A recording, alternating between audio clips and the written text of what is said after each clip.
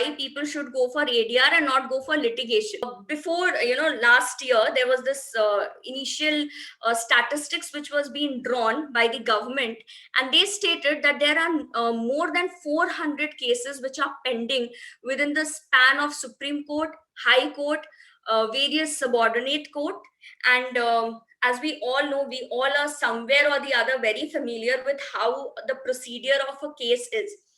तो एक average life जो होता है एक केस का, राइट फ्रॉम द स्टार्टिंग, मतलब जब आप केस को फाइल करते हो till you get your judgement, it's a span of 10 to 15 years.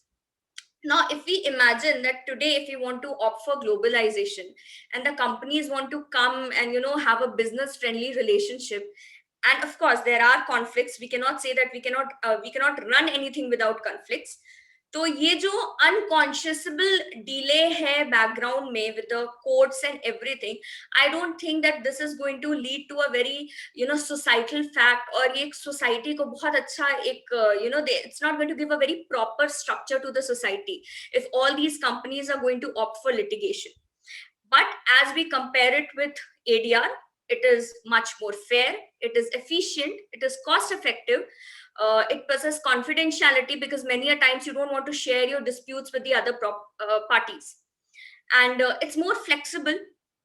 And the most important thing which I feel is a very good point in ADR, irrespective of the fact that arbitration एक बहुत structurized or formal process है to resolve the dispute, in comparison with mediation and negotiation and conciliation. Conciliation has also gained the importance and recognition in the Arbitration and Conciliation Act of 1996.